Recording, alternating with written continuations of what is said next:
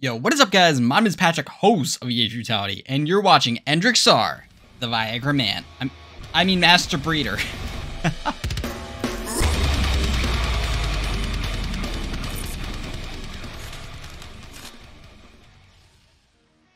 Welcome back folks, and welcome back to the channel. Thank you for dropping by and your ongoing support. A quick notice before we jump right into today's deck tech that this is quite possibly the cheapest deck that I have ever brewed. That's right, this deck is coming in at a whopping $30.36 at the time of completion. So if you're looking for a new deck at a great low price, I highly recommend staying throughout the video as we've got a very exciting brew coming your way. As always, the full deck list we've got it down in the description below, as well as timestamps throughout the video. With that out of the way, we can finally get into today's commander. That's right, today's deck list will be covering the commander Endrek Sahr, Master Breeder, aka the Viagra Man. And you know, he may fuck bitches, but one thing he won't touch is your bank account, because that's right, as I stated prior in the video, this deck comes in at a whopping $30.36. And that's lands included. Holy smokes, a new record for the channel. Is it the price or the amount of swearing? Anyways, for those of you that don't know what Endrek Sahr is, he's a 4 colorless and 1 black 2/2 legendary creature human wizard that reads: whenever you cast a creature spell, create X 1/1 black thrall creature tokens, where X is that spell's mana value. When you control 7 or more thralls, sacrifice Endrek Sahr, Master Breeder. But yeah, he's a big token boy with the downside of if you have 7 or more thralls, well, he goes bye-bye. That's right, he may be a player, but he's no pimp. So before we dive deeper into this deck tech, we must first discuss, is this a deck for you? To kick things off today, you will like this deck if you have some sort of budget and you really want to jump into the game of Magic the Gathering without worrying about spending too much money, because you can get a really strong deck with very little here. You will also enjoy this deck quite a lot if you enjoy explosive plays as well as making tons of tokens. However, with the good, there must be the bad. You will dislike this deck immensely if you're trying to go infinite. Obviously, we can make some swaps, but we don't have any of those said cards in this specific video. You will also dislike this deck if you tend to rely on high-end, expensive cards. Once again, being a budget deck, we don't have those. And last but not least, you will dislike this deck if you don't enjoy a deck that revolves completely around the commander. Or in other words, this deck won't do a damn thing without our commander on board. So with that, we will jump right into the premise of this deck. And what we're trying to do here is to levy our commander, Endrek Sahr, Master Breeder, against our opponents and create a token army in which we can abuse and utilize to gain advantage. And you're probably wondering by now, how are we going to abuse our commander if he's just going to sacrifice himself once he sees 7 or more thralls on board? And what I have to say to that is, listen, Endrek Sahr, once again, may be a player, but he's not a pimp, right? He can only date 6 girls at once. The minute he sees the 7th, he's like, listen, I need a rest day. I'm gonna head out. And unfortunately, it's as simple as that. You can't get around the thrall thing. Once there's 6, that's it for the game, and you're done. I'm just joking, guys. Don't worry. We can fix this issue with one very nice card known as Conspiracy. Now, for those of you that aren't familiar with the card known as Conspiracy, it is a 3 colors and 2 black mana enchantment spell that reads: as Conspiracy enters the battlefield, choose a creature type. Creatures you control are the chosen type. The same is true for creature spells you control and creature cards you own that aren't on the battlefield. And this enchantment is essential for our game plan. That's right, what if I told you all the girls Endrek was talking to weren't actually girls? The same applies for thralls here. We play the Conspiracy, we name a stupid tribe like rhinos, no offense to rhinos, and all of our thralls and creatures in our deck are now suddenly rhinos because it is a replacement effect. So, Endrek won't see them on board as thralls, he'll just classify them as rhinos. And of course, this will allow us to pump out as many rhinos as we possibly can, or insert any other tribe that you want to name if it's not rhinos. We'll be able to create a lot of tokens, essentially. That's it. Now, obviously, with a card so essential to abuse our commander, Endrek Sahr, we need to ensure that we're able to find it in most games. So to do this, we have 4 tutors in the deck. We've got 3 sorcery speed ones, starting with Razakith's Rites, which allows us to cycle later in the game if we already have the pieces we need, which is a great option. We have Increasing Ambition, which is the same thing for 5 mana, but instead of cycling, we can pay 8 mana to give it flashback if we get really desperate. Or we have a 4 mana Diabolic Tutor, once again at sorcery speed. These can all be replaced with better and more expensive tutors, but for the fact that this is a budget deck, this is what we are working with. And of course, last but not least, our final tutor in the deck is a Hoarding Broodlord for 5 colors and 3 black mana. This 7/6 Dragon Reeds. When Hoarding Broodlord enters the battlefield, search your library for a card, exile face down, then shuffle. For as long as that card remains exiled, you may play it. Spells you cast from exile have Convoke. Now this is really neat because Hoarding Broodlord also has Convoke, and Convoke is a really awesome ability which allows us to tap our untapped creatures, or however many you want to tap, to help pay for generic or colorless mana. So if we have enough creatures on board, essentially, we're getting a 7/6 dragon for just 3 black mana, as well as a tutor, which happens to be a really strong effect. Now, obviously, if we do have the Endrek Sahr as well as Conspiracy on board, we need a way to maximize the output of Thrulls. Now, small creatures, unfortunately, are not going to be doing it here. So right now, let's discuss the creatures we've thrown in this brew to catapult our next victory and overwhelm our opponents. First up, we've got the beefcakes of the deck. That's right, creature cards that will be casting to create a wave of Thrulls. One of them being Delraish, a 6 colors, 1 black, 6/6 trampling horror creature that reads: you may sacrifice 3 black creatures instead of playing Delraish's mana cost. And the hope here, obviously, is to create enough Thrulls with our commander previously to sack those Thrulls, which only requires 3, to play the Delraish to create 7 Thrulls in the process, as well as getting a 6/6 trampling horror into play. Another great beefcake we can cheat into play is Sipsig Muckdraggers for 8 colors and 1 black mana. This zombie creature reads: Delve. Each card you exile from your graveyard while casting the spell pays for 1 colorless mana. When Sipsig Muckdraggers enters the battlefield, return target creature card from your graveyard to your hand.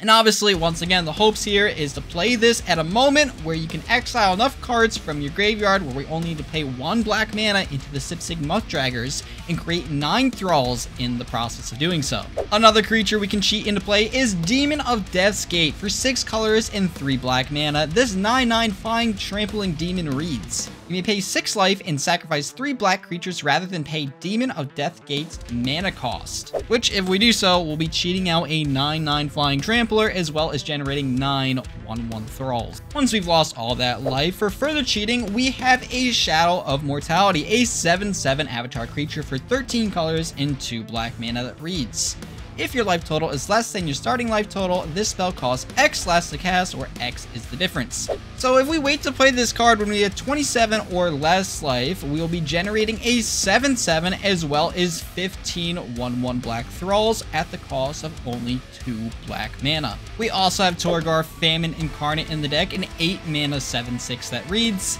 as an additional cost to cast a spell, you may sacrifice any number of creatures. This spell costs 2 colorless less to cast for each creature sacrificed this way, which obviously isn't hard to do if we're generating a lot of Thrulls with the commander.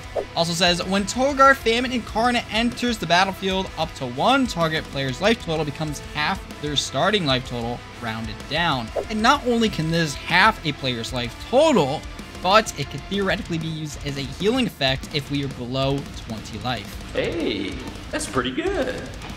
Our last 2 beefcakes on the list both have the mechanic known as Devour. Starting with Feaster of Fools for 4 colors and 2 black mana, this 3/3 Flying Demon reads: Convoke. Your creatures can help cast a spell. Each creature you tap while casting this spell pays for 1 colorless or 1 mana of that creature's color. Devour 2. As this enters the battlefield, you may sacrifice any number of creatures. This creature enters the battlefield with twice that many, +1/+1. counters on it. And finally, we have a Tar Fiend for 5 colors and 1 black mana. This 4/4 elemental reads Devour 2, once again, like the Feaster of Fools, and as well as saying, when Tar Fiend comes into play, target player discards a card for each creature it devoured. Now, the reason I love both of these creatures in this deck is not only do they have larger casting costs, but since Endrek Sahr, our commander, is a cast ability, when we cast either one of these two creatures, we'll be creating that many 1/1 Thralls, which will allow us to have creatures to devour. One in the form of a very large creature with some sort of evasion to it, while the other one can hose an entire opponent's hand at will, as well as being a large body on board. Of course, these two creatures have the potential to be the largest in our deck, especially if we have a lot of Thralls that we want these creatures to devour to begin with. That's quite big. Impressive. However, if we play all of these creatures, well, it's not going to be long, especially if we cheat them out, before our hand is completely depleted. So we must refill it with the 22 cards designated in doing just that. That's right, we're talking card draw. Now, of course, with this amount of cards designated to drawing more cards, we are not going to be displaying them all in today's video. If you want to take a look at the full deck list once more, it is down in the description below. But we will name the important ones to keep an eye on. Starting off, we have the sacrificial card draw effects such as Nasty End. This 1 colors and 1 black instant speed spell reads, as an additional cost to cast this spell, sacrifice a creature. Draw 2 cards. If the sacrificed creature was legendary, draw 3 cards instead. As a matter of fact, we have 8 other cards in our arsenal that have identical effects, which really capitalize on our Endrek Sahr's token creating abilities, which allow us to draw cards with ease. If we are unfortunate enough to get our board wiped, or let's say we even have a Sac Outlet online, we can play Liliana's Standard Bearer for 2 colorless and 1 black mana. And not only does the Standard Bearer have flash, but it reads, when Liliana's Standard Bearer enters the battlefield, draw X cards where X is the number of creatures that died under your control this turn. And speaking of creatures dying, we can also play a Smothering Abomination for 2 colors and 2 black mana. This 4/3 Eldrazi creature reads, Devoid. This creature has no color, and it also has flying. At the beginning of your upkeep, sacrifice a creature, and whenever you sacrifice a creature, draw a card. Which, once again, if we do have a Sac Outlet online, can easily be abused. Next up, we have the deck's single most expensive card, being a Skull Clamp for 1 colorless mana. This artifact equipment reads, equipped creature gets +1/-1. Whenever equipped creature dies, draw 2 cards with an equip cost of 1. This will allow us to easily pay 1 mana to equip the clamp to a single one of our 1/1 Thralls created by our Endrek Sahr to draw 2 cards, as long as we have token bodies to throw this thing onto.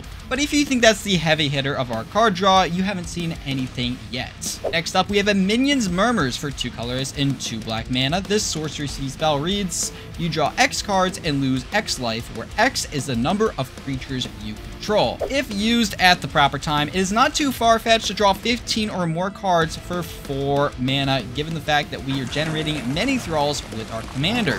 But even this is not as reliant as our safest and most consistent card draw spell in the entire deck, being a Slate of Ancestry, a 4 colorless artifact spell that reads, pay 4 colorless mana, tap and discard your hand. Draw a card for each creature you control. And all of these mana costs get far easier when we pair it with our ramp packaged into our brew. The ramp consisting of a Burnished Heart, a 3 colorless artifact creature that reads, pay 3 mana to sacrifice Burnished Heart, search your library for up to 2 basic land cards, and put them onto the battlefield tapped. This deck is also equipped with a Wayfarer's Bauble, a 1 colorless artifact that reads, pay 2 colors and tap to sacrifice Wayfarer's Bauble, search your library for a basic land card, and put it onto the battlefield tapped, then shuffle, as well as a Solemn Simulacrum for 4 colors mana. This artifact creature Golem reads, when Solemn Simulacrum enters the battlefield, you may search your library for a basic land card, put that card onto the battlefield tapped, then shuffle. When Solemn Simulacrum dies, you may draw a card. For good measure, we do have 3 mana dorks equipped in our deck, starting with an Ornithopter of Paradise, a 2 colorless 0/2 flyer that reads, tap to add 1 mana of any color, as well as a Leaden Mirror. Once again, a 2 colors artifact creature. We can tap for 1 black mana. Well, we pair these two with a Palladium Mirror, and it's pretty easy to cast whichever we want, whenever we want. Not to mention, if we cast any one of these 3 creature ramp spells, we'll be creating that many 1/1 Thralls based on its casting cost, as long as we have our commander on board. When it comes to traditional mana rocks for ramp, we do have several in the deck, which I'll be reading off very shortly. However, I will be just stating the names. So if you're interested in seeing what card does what, feel free to pause the video at any time. Starting off, we have a Commander Sphere, a Mind Stone, a Fellwar Stone, an Arcane Signet, a Heraldic Banner, a Soul Ring, as well as a Charcoal Diamond. And I hope you can see where I'm going with all this. With this amount of ramp, as well as card draw and free creatures to play, it's very easy to outvalue our opponents, especially given our $30 budgets. And with that, we'll conclude our ramp portion of the video. I know previously we mentioned sacrificing multiple times, so let's get right into that. We do have 3 cards specifically to sacrifice our Thralls and keep them at bay, especially if that Conspiracy is out of play. Starting off, we do have the Nantuko Husk. This 2 colors in 1 black mana, 2/2 zombie insect reads. Sacrifice a creature, Nantuko Husk gets +2/+2 until end of turn. Next up, we do have a Bloodthrone Vampire for 1 colors and 1 black mana. This Vampire reads, sacrifice a creature, and Bloodthrone Vampire gets +2/+2 end of turn. Both are great bodies, allowing us to keep the amount of Thralls under control when we don't have the Conspiracy out there, as well as pump themselves up for a nice clean swing to get some damage in on our opponents. But if we want a more permanent pumping effect when it comes to a Sacrifice Outlet, we do have a Carrion Feeder for 1 black mana. This 1/1 zombie reads, Carrion Feeder can't block, sacrifice a creature, and put a +1/+1 counter on Carrion Feeder. But with all this sacrificing going on, what if something goes wrong? Or perhaps what if we want to abuse one of our creature's cast ability further with our commander?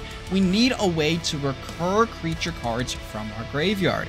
Starting off, a Forever Young, a 1 colors and 1 black mana sorcery seed spell that reads, put any number of target creature cards from your graveyard on top of your library and draw a card. Well, if this is paired with our Sac Outlet as well as one of our beefy creatures that we can cheat into play, as mentioned prior, it's pretty easy to start abusing those said creatures or getting them back from the graveyard to produce countless amounts of Thralls or even rebound from a play your opponents made against you. For further redundancy, we have 2 other cards in our arsenal with identical effects to Forever Young, both being Foot Bottom Feast as well as Bone Harvest, coming in at 2 colors and 1 black mana, but this time being at instant speed. And of course, if you want to bring creatures to the top of your library but you don't have any mana to cast, you could always play a Witch's Cottage, a land that will enter untapped as long as you control 3 or more swamps.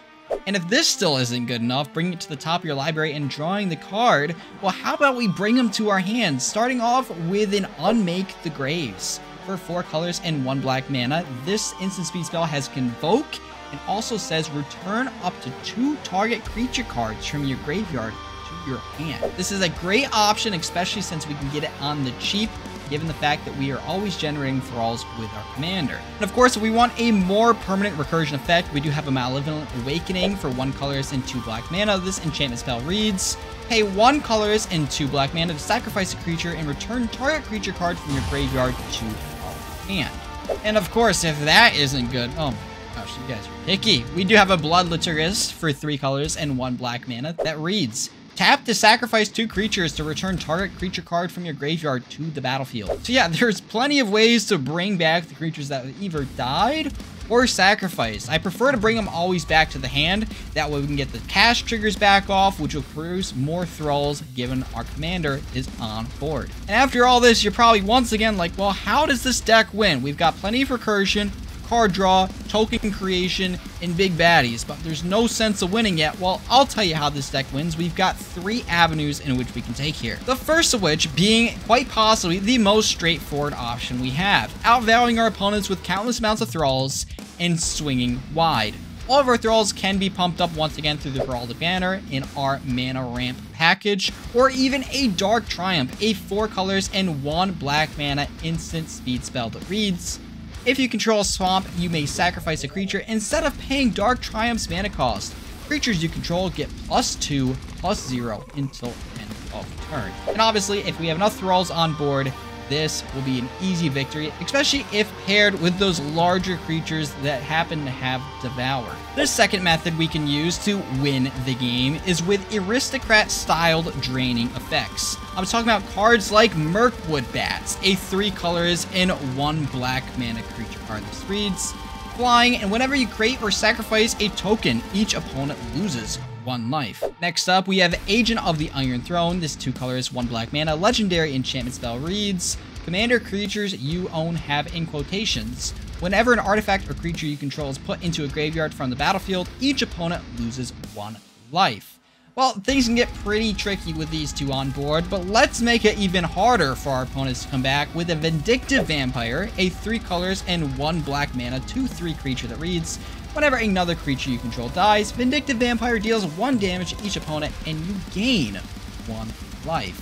Well, if we liked that, we may as well throw in the Zulaport Cutthroat, a 1 colors and 1 black mana creature that also has the same exact effect because it reads, whenever Zulaport Cutthroat or another creature you control dies, each opponent loses 1 life and you gain 1 life. And both of these creatures will allow you to stay in the game with all the hate you're going to draw from your drain effects, as long as you are creating enough Thralls and sacking them in the process. And of course, if you are looking to seal the deal, we do have Araya, First of Locthwain for 3 black mana. This Elf Noble reads, whenever Araya First of Locthwain or another black creature enters the battlefield under your control, each opponent loses 1 life and you gain 1 life. And last but not least, the third and final way this deck can win is through Haymakers, my favorite way to win through this deck. We generate lots of Thralls throughout the game with our commander and cast something known as a Gruesome Scourger. For 3 colorless and 2 black mana, this Orc Warrior reads, when Gruesome Scourger enters the battlefield, it deals damage to target opponent or planeswalker equal to the number of creatures you control. And with the amount of recursion in this deck, it's very easy to make this creature ETB multiple times. But even then, the Gruesome Scourger comes nowhere close to the absolute bomb known as Gruesome Fates. For 2 colors and 1 black mana, this sorcery speed spell reads, each opponent loses 1 life for each creature you control. And once again, paired with enough creatures, you eliminate all your opponents at the table for only 3 mana. Now that's a lot of damage! And with that, we'll conclude today's deck tech. I really hope you enjoyed the Viagra Man, given the fact that he can do some crazy things for just $30. Once again, if you liked what you saw today in today's brew, we do have the full list provided down in the description below for my Mox Field, as well as a friendly reminder that EDH Brutality is now on Patreon. So if you'd like to get the most out of all things metal and magic, we got several tiers over there to custom fit you, the viewer. And as always, if you want to stay tuned for future videos in the channel, make sure you like, subscribe, and hit the notification bell down in the bottom right-hand corner of the screen. So with that, my name is Patrick, host of EDH Brutality. I thank you for watching. Hope you enjoyed. And I'll see you in the next video. Peace out, guys.